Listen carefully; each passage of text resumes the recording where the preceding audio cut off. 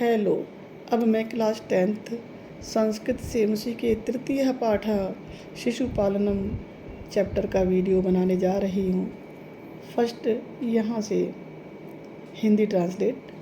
प्रस्तुत पाठ कुंदमाला इस नाम का दिंगनाग के द्वारा रचित संस्कृत के प्रसिद्ध नाटक ग्रंथ के 5वें अंक से लिया गया है। यहाँ नाटक के अंश में राम अपने पुत्र लव और कुश को सिंहासन पर आरोहयुतुम बिठाना चाहते हैं, किंतु वे दोनों विनम्रता से उनको निवार्यतः रोक देते हैं। सिंहासन पर बैठे हुए राम उन दोनों की सुंदरता को देखकर और मुग्ध सन्मीस होकर अपनी गोद में बिठा लेते हैं। इस पाठ में शिशु स्नेह का, शिशु वात्सल्य का मनोहारी वर्णन विद्यते किया गया है। अब प्रसंग। प्रस्तुत नाट्यांश हमारी पाठ्य पुस्तक सेमसी द्वितीय भाग के शिशुपालनम शीर्षक से उद्धृत है। दिंगनाग द्वारा रचित यह नाटक कुंदमाला के 5वें अंक से लिया है। इस नाट्यांश में राम के द्वारा लव और कुश को अपनी गोद में बिठाने का मनोहारी वर्णन किया गया है। अब यहाँ से ट्रांसलेट। सिंहासनस्थः रामः। भगवान राम सिंहासन पर विराजमान हैं। उसके बाद प्रवेशत्व में प्रवेश करते हैं। विदूषक के द्वारा मार्ग उपदिश्यमान, मार्ग दिखाए जाते हुए तापसौ कुशलभौ, तपस्वी कुश और लव को, यानी विदूषक तपस्वी कुश और लव को मार्ग दिखाकर लाते हुए विदूषक कहते हैं, इधर आर इधर। कुशलभौ रामम, कुश और लव राम के पास पहुंचकर उपसृत में पहुंचकर चमिस और प्रणमिस प्रणाम करके अपि कुशलम महाराजस्य, क्या महाराज आप कुशल से हैं। रामः युष्मद्दर्शनात् कुशलमिव, आप दोनों के दर्शन से कुशल ही हैं। भवतो किम वयम अत्र, आप दोनों के द्वारा, भवतो आप दोनों के द्वारा, क्या हम यहाँ कुशलता पूछने के ही भाजनम में से योग्य हैं।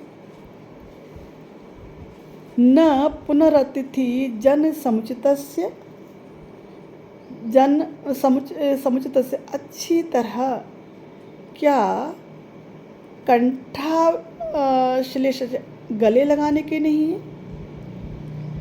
क्या अतिथिजन के समान, अतिथिजन के समान अच्छी तरह गले लगाने के नहीं है। परिस्वज्य गले लगाकर, अहो हृदयग्राही स्पर्शः, अरे यह तो इनका स्पर्श तो हृदयग्राही, दिल को छू लेने वाला है। आसनार्धम उपवेशयति, आधे आसन पर बिठाते हुए।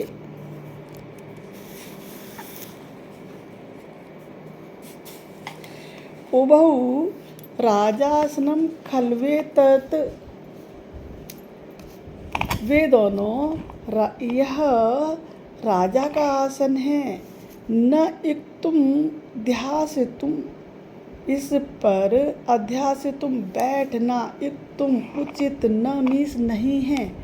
राम कहते हैं, सव्यवधानम न चारित्र लोपाय, तुम्हारे चरित्र में कोई रुकावट नहीं है। तुम्हारा चरित्र इस पर बैठने से खराब नहीं होगा। चरित्र में व्यवहार, आचरण। तस्मादंकम व्यवहितम मध्यास्यताम सिंहासनम, अध्यस्यताम मीन्स सिंहासन पर बैठना नहीं चाहते हो, बैठना नहीं, अध्यस्यताम बैठना नहीं चाहते हो, सिंहासन पर नहीं बैठना चाहते हो तो तस्मादंकम व्यवहितम हमारी गोदी में बैठ जाओ। अंकुम उपवेशयति गोदी में बिठाते हुए। वो बहु वे दोनों अनिक्षाम नाट्यतः वे दोनों इच्छा नहीं है ऐसा नाटक करते हुए राजन अरे राजन अलम अति दाक्षिण्येन वे दोनों कहते हैं कि अरे राजन अत्यधिक अलम मत करो, अत्यधिक कृपा मत करो। राम कहते हैं अलम अति शालीनतया कि अत्यधिक शालीन मत बनो, अलम मत बनो। अब यह श्लोक भवती शिशुजनो वयो अनुरोधात् गुणम हतामपि लालनीय एव। गुणम हतामपि मीन्स गुड़ी लोगों के लिए, वयो अनुरोधात् छोटी उम्र वाला शिशु होने के कारण लालनीय ही होता है। लालनीय मीन्स कि छोटे शिशु पर बहुत अधिक प्यार स्नेह आता है। तो बूढ़ी लोगों के लिए, बड़े लोगों के लिए भी छोटी उम्र वाला शिशु जन भी लालनीय खिलाने योग्य होता है। ब्रजति हिम करोपि बाल भावात यानी हिम करोपि चंद्रमा भी अपने बाल भाव के कारण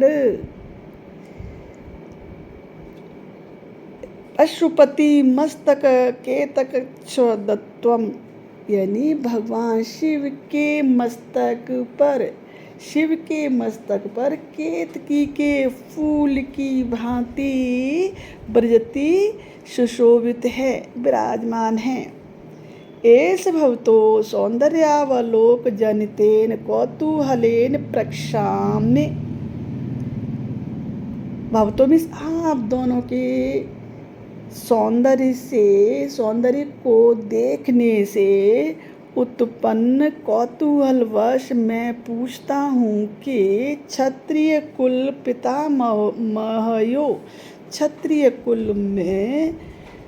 कुल के पितामह में से सूर्य अथवा चंद्रमा में से भवतो आप दोनों के वंश का कर्ता कौन है। कर्ता मीन्स सब कुछ करने वाला।